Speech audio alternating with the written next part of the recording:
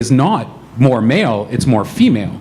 So I mean, just I don't know the demographics of these guys, but from our perspective, we wanted to try and build a game that really tracked into that kind of social milieu to make it more applicable to the female audience, because we wanted a more wide-ranging demographic. And in our first version, when we were working with some of the Canadian media companies, we had 37% of our users were female, which really excited us, and we started tracking closer to that social kind of second screen target audience. But I mean, I think that it's tricky answering that question from the fantasy perspective, because I think the two audiences, those who are second screen, maybe John and Bob probably have a better understanding of who those demographics really are, who are engaging in that kind of purely second screen kind of experiences in relation to television, not just fantasy sports.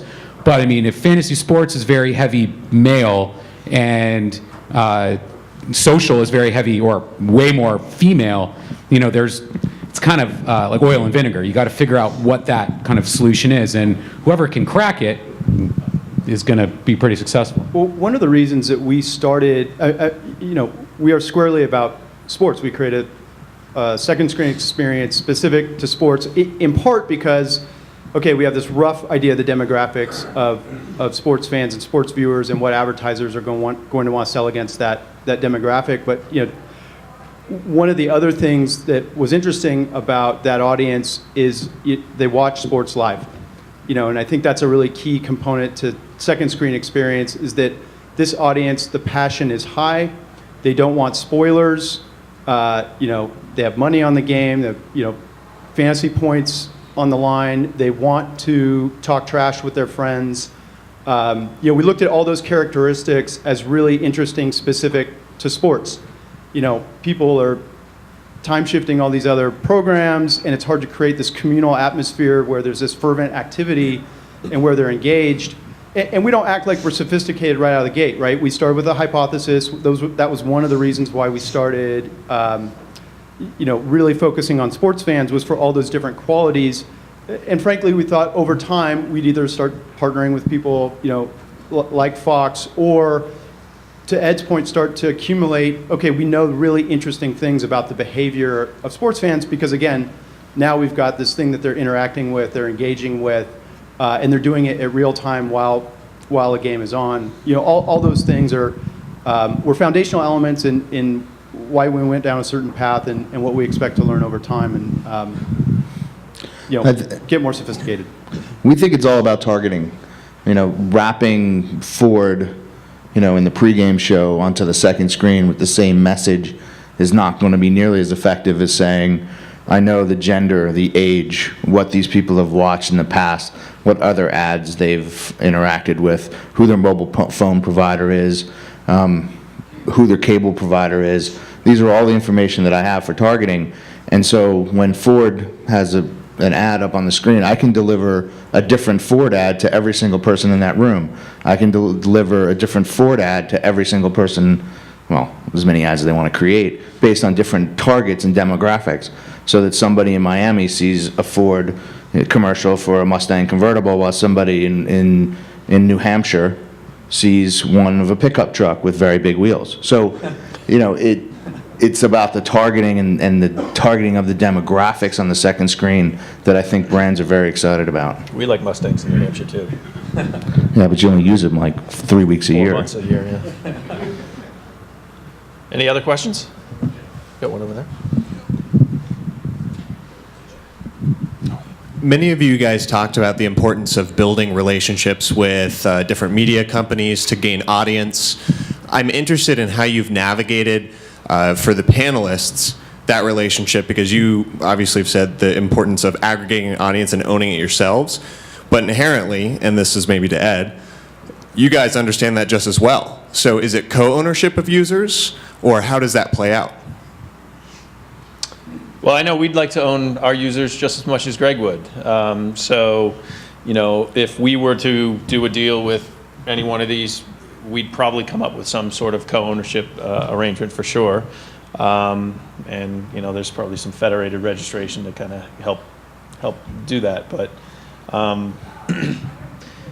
think those opportunities have to be pretty special and unique for us. I mean, I think we want to pretty much own and control not just the user, but the whole product and the whole experience around it as well. So, you know, they better be bringing something pretty special to the table that we either just don't have time or the resources or don't have the expertise to be able to do. If we were to do a deal with Fox, we would give Ed our users' first names and home address, and we would take the last names and their email address. And we think that's perfectly fair. All right. We see some of those It's good conflicts, sharing. and actually some of the early partnerships that we've done have been at the team level.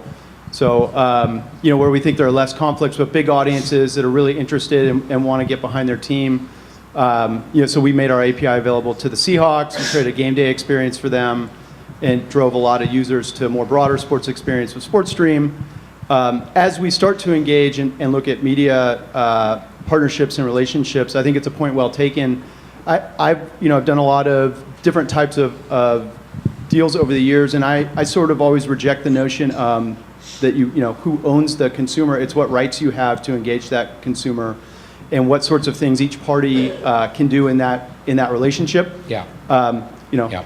Ed has a lot of leverage as a big company in that, but I think I try to get out of that mindset, and it's like, what are you trying to deliver to that consumer, and who has the rights in that sort of thing? And clearly, in a media relationship, part of the value there is you've got distribution, and you're going to sell against that audience that you have. We'll provide a certain experience and take something from that.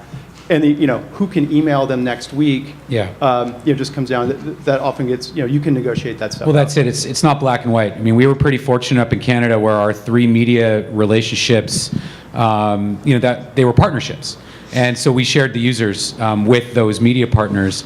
But I think, Bob hits nail on the head. And I think that in any conversation, you just want to be pretty upfront and frank.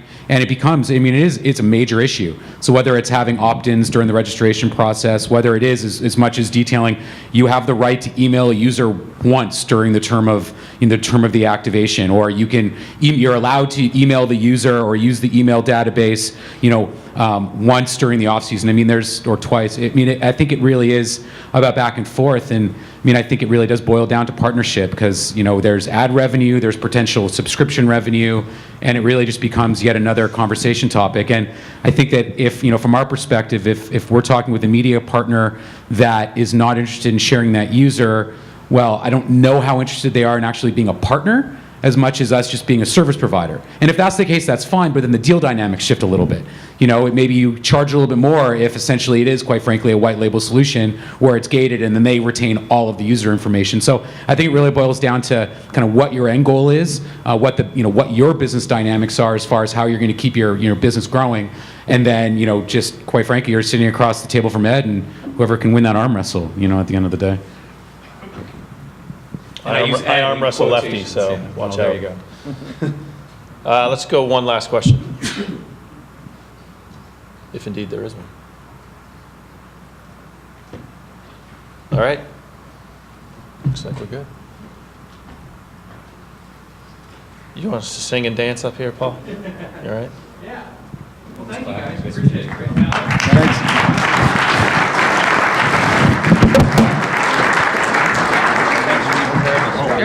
Yeah. That was excellent. Thank you very much.